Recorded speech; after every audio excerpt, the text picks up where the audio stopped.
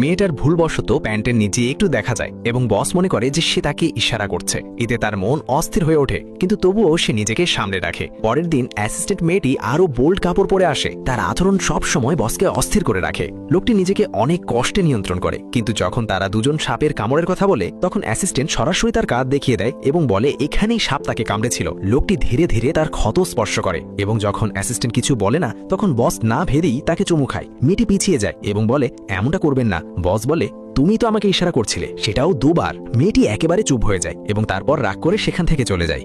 Lucy যখন সেখান থেকে বের হয় তখন সে খুবই দুঃখিত ছিল। তার মনে হয়েছিল যেন তাকে অপমান করা হয়েছে, কিন্তু সেই বড় লেখক বসের সামনে সে সব চুপচাপ সহ্য করে যায়। শেষ পর্যন্ত যখন মা অনেক জিজ্ঞেস করে তখন সে সত্যিটা বলে দেয়। তারপর মাকে নিয়ে লুসি একজন আইনজীবীর কাছে যায়। সে শুধু তার বেতনটা ফেরত চেয়েছিল, কিন্তু আইনজীবী বলে লুসির কাছে কোনো পাকা চুক্তি নেই, তাই টাকা পাওয়া এত সহজ হবে না। এটা শুনে মা রেগে যায় এবং সরাসরি লুসির সাথে হওয়া আচরণের কথা বলে দেয়। আইনজীবীর চোখ জ্বলে ওঠে, কারণ অফিসে এমন ঘটনা খুবই গুরুতর এবং এর জন্য বড় অঙ্কের ক্ষতিপূরণ দিতে হতে পারে। তারপর আইনজীবী ম্যাডাম কিছু হিসাব করে 1.86 মিলিয়ন টাকার ক্ষতিপূরণ নির্ধারণ করে। মেয়েটি চাইনি বিষয়টা এত বড় হোক, কিন্তু মায়ের কথাই সে কেচের কাগজে সাইন করে দেয়। তখন সে বুঝতেই পারেনি এই মামলা দুটি ভালো পরিবারকে ধ্বংস করে দেবে। পরের দিন লেখক কোর্টে আসে। মেয়েটিকে দেখে কিছু না বলে চেকে সাইন করে সরাসরি চলে যায়। লুসি বিশ্বাসই করতে পারছিল না যে লেখক এত দ্রুত মেনে নিল। তার মতো আপনিও কিছু না ভেবে বেট অন গেমে এখন আইপিএল নিয়ে প্রেডিকশন করলেই পাওয়া যাচ্ছে প্রচুর টাকা। এখানে পাওয়া যাচ্ছে ফার্স্ট উইথড্র। এছাড়া কমেন্টের লিঙ্ক ও প্রোমো কোড MDZ22 ব্যবহার করলে 14,000 টাকা ফ্রি বেট বোনাস। তারপর বিচারকের কথা শুনে সে আরো অবাক হয়ে যায়। আসলে যখন ডেলিভারি ম্যান চিঠি নিয়ে আসে তখন লেখক বাড়িতে ছিল না, তাই তার স্ত্রী চিঠি নেয়। কিন্তু যখন সে চিঠি খুলে সব পড়ে তখন তার মন ভেঙে যায়। তার মনে হয় তার স্বামী তাকে প্রতারণা করছে। ডিপ্রেশনে থাকা তার স্ত্রীর জন্য এটা ছিল খুব বড় ধাক্কা। এমনকি যখন মেয়ে গোসল করছিল তখন সে লুসির নাম বলতে থাকে। মায়ের মানসিক অবস্থা খারাপ হয়ে যায় এবং সে নিজের মেয়েকে পানিতে ডুবিয়ে মেরে ফেলে। এরপর সে ঘুমের ওষুধ খেয়ে আত্মহত্যা করে। লেখক যখন বাড়ি ফিরে আসে তখন তার স্ত্রী আর বেঁচে নেই। সে দ্রুত ফোন বের করে, কিন্তু তখনই তার চোখ টেবিলে রাখা আইনজীবী চিঠিতে পড়ে এবং সব বুঝে যায়। সে তার মেয়েকে ডাকতে থাকে কিন্তু কোনো উত্তর পায় না। যখন সে বাথরুমে যায় তখন শুধু তার মেয়ের ঠান্ডা লাশ পায়। এবার তার মন অনুশোচনা আর রাগে ভরে যায়। লুসি যখন এসব জানতে পারে তখন সে খুব খারাপ অনুভব করে এবং নিজেকে ক্ষমা করতে পারে না। বাবা প্রতিদিন মেয়েকে কাঁদতে দেখে চিন্তিত হয়ে পড়েন, তাই পুরো পরিবারকে সমুদ্রের ধারে ঘুরতে নিয়ে যান।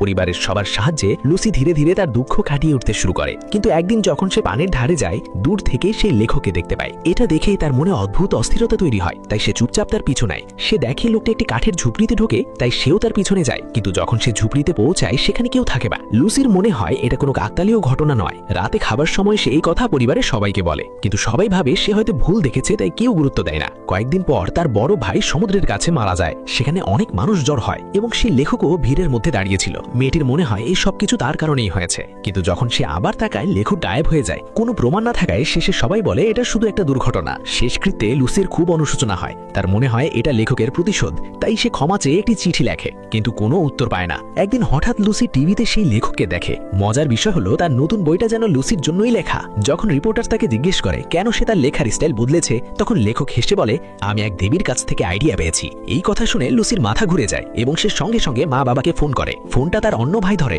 এবং জানায় যে মা বাবা ভুল করে বিষাক্ত মাশরুম খেয়ে ফেলেছে এবং তারা হাসপাতালে যাচ্ছে। লুসি যখন পৌঁছায় ততক্ষণ পর্যন্ত তার বাবার শ্বাস বন্ধ হয়ে গেছে এবং তার মা মারা গেছে। সবকিছু ভেঙে পড়ে গেল।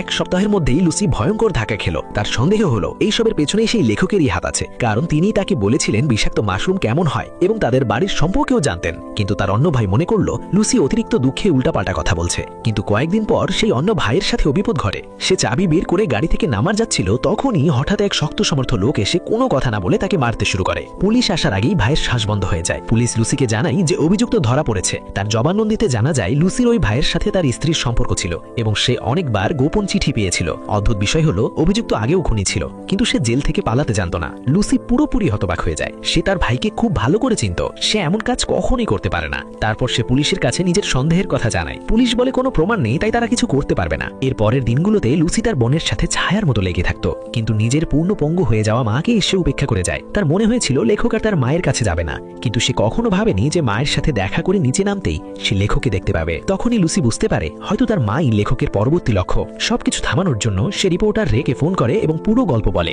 আশা ছিল রে তাকে সাহায্য করবে এবং একটা আর্টিকেল লিখবে, কিন্তু এগুলো শুধু লুসির ধারণা, কোনো প্রমাণ ছিল না।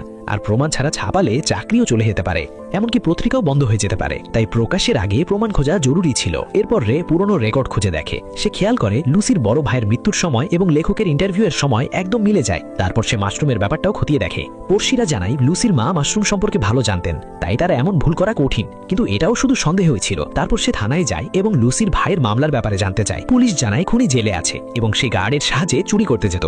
যখন রে জিজ্ঞেস করে লেখকের কোনো সম্পর্ক আছে কিনা, পুলিশ বলে একেবারেই নেই। তাদের মতে লেখকই বরং ভুক্তভোগী। তিনি অনেক আগেই স্ত্রী ও মেয়েকে হারিয়েছেন এবং এখন লুসির মতো একজনের ঝামেলাও সহ্য করছেন। রে বুঝতে পারে এসব কাকতালীয় নয়, বরং পরিকল্পিত খুন। তখনই হঠাৎ লেখক তার ইন্টারভিউ দিতে রাজি হয়ে যায়। রে প্রশ্ন করলে লেখক লুসির ক্ষমাপত্র দেখায় এবং বলে আসল ভুক্তভোগী তো সে নিজেই। সে শুধু একটা চুম খেয়েছিল আর তার জন্য তার নিজের পরিবার হারিয়েছে।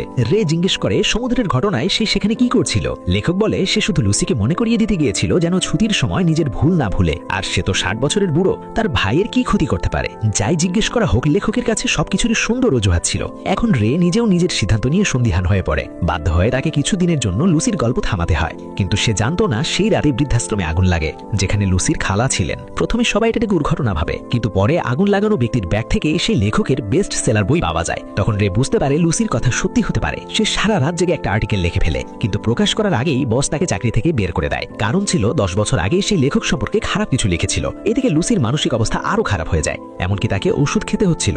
সবচেয়ে বড় ধাক্কা সে তখন পায় যখন জানতে পারে তার ছোট বোন ওই লেখকের ভক্ত। লুসির মনে হয় এবার তার বোনই লেখকের পরবর্তী লক্ষ্য। বোনকে বাঁচাতে সে ঠিক করে নিজেই লেখকের সাথে কথা বলবে। রে এর সাহায্যে সে লেখকের নতুন বইয়ে লঞ্চ পার্টিতে ঢুকে পারে। লুসি বলে সে লেখকের কষ্ট বুঝতে পেরেছে এবং সে তার শাস্তিও পেয়েছে। সে লেখককে অনুরোধ করে সবকিছু শেষ করতে। তখন লেখক বলে যেমন সবকিছু তোমার দিয়ে শুরু হয়েছে তেমনি তোমাকেই শেষ করতে হবে। লুসি তার কথা বুঝে যায়। যখন সে নিশ্চিত হয় তার বোনের কিছু হবে না, তখন সে সেখান থেকে নিচে ঝাঁপ দেয়। পরের দিন রে লুসির শেষকৃত্যে যায় এবং সেখানে তার সাথে লেখকের দেখা হয়। স্পষ্ট বোঝা যাচ্ছিল ছোট বোনটিও এখন লেখকের প্রতি আকৃষ্ট হয়ে গেছে। তাদের গল্প কিছুটা একরকম। রে রাগে তাকে পশু পর্যন্ত বলে ফেলে, কিন্তু লেখক শুধু বলে সাবধানে থাকো, লুসির মতো ভুল যেন না করো। শেষে রে চোখের সামনেই সে লুসির ছোট বোনের হাত ধরে স্টাইলে চলে যায়। এখানেই গল্পটিও শেষ হয়ে যায়। বন্ধুরা, ভিডিওটা আপনাদের কেমন লেগেছে অবশ্যই কমেন্ট করে জানাবেন। আর প্রতিদিন এরকম আকর্ষণীয় ভিডিও দেখতে আমাদের সিনেগল্প হরর পেজটি ফলো দিয়ে সাথেই থাকবেন। ধন্যবাদ সবাইকে।